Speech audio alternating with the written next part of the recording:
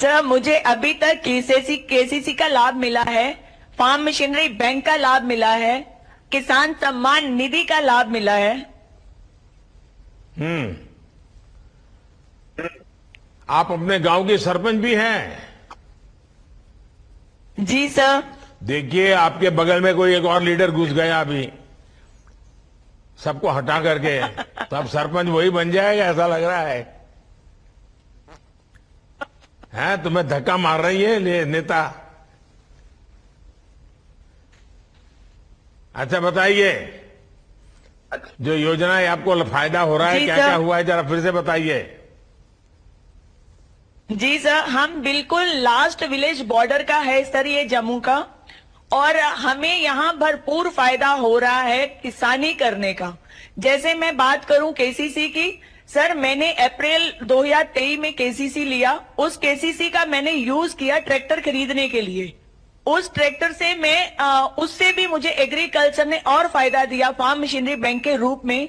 मुझे 2 लाख का फायदा हुआ सब्सिडी के रूप में। और वो सब्सिडी सर आज की डेट में जो मेरे पे कर्जा था ट्रैक्टर का, वो उसके चलते सर मैं किसान सम्मान निधि की भी लाभार्थी हूँ।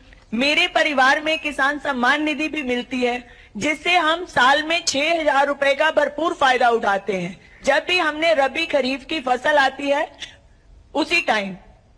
देखिए, आप तो कितने बड़े इंसान हैं, मेरे पास तो साइकिल भी नहीं है, आप तो ट्रैक्टर की मालिक हो गई है।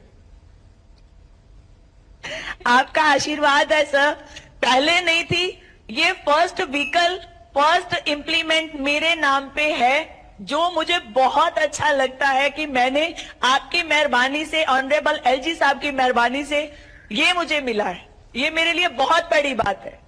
देखिए, 100% लाभार्थियों तक ये सारे लाभ पहुंचे, इसके लिए आप भी कुछ जागृति का काम, लोगों से बताने का काम, अगल बगल के लोगों को जागरूक करने का काम कुछ करते हैं क्या?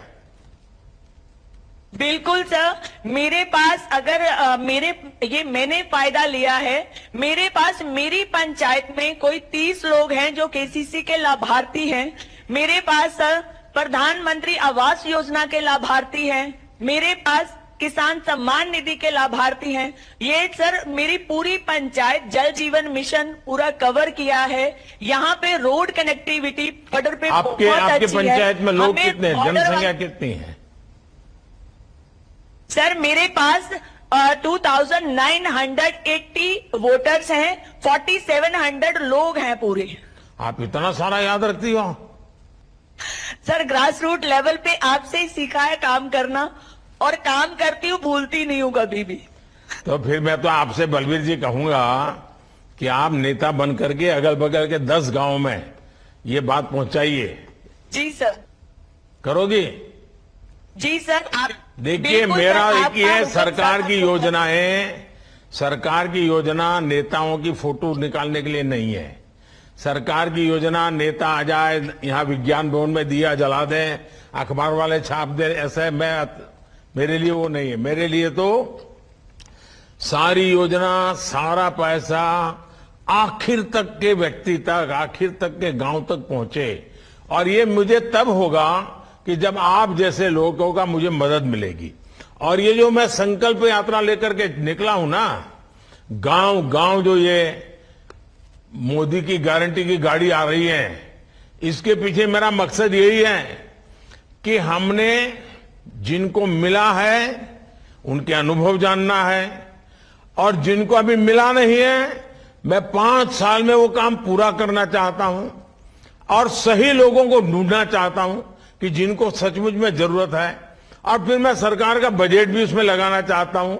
और इसलिए हिंदुस्तान के हर गांव में ये मोदी के विकास की गारंटी वाली गाड़ी पहुंचने वाली है। तो ये गाड़ी का लाभ सबको मिले, इसके लिए करोगे आप बलबीर जी? सर मेरे पास आपकी गारंटी वाली गाड़ी पहुंच चुकी है, उसका भव्य स्वागत हम लोगों ने किया है, बॉर्डर वासियों ने। बॉर्डर पे बैठे हैं, कभी झूठ नहीं बोलते, और बॉर्डर पे बैठ के दिल्ली वाला फील आ रहा है सर। पहले बहुत डर लगता था, आज की डेट में हम लोग इतने निश्चिंत हैं कि हमें लगता है जैसे आप हमारे पास बॉर्डर पे पहुंच गए, हमारे लिए भगवान धरती पे आ गए। देखिए, हमारे देश में बॉर्डर वाले नहीं, पूरे हिंदुस्तान के लोग झूठ नहीं बोलते हैं। सच बोलने का स्वभाव हमारे देश के स्वभाव में है। जो कुछ गलत रास्ते पर चले गए, उतने ही लोग हैं वो झूठ बोलते रहते हैं, फालतू चीजें बोलते रहते हैं। वरना हमारा सामान्य जो देश का नागरिक है, वो झूठ कभी नहीं बोलने का प्रयास नहीं करता।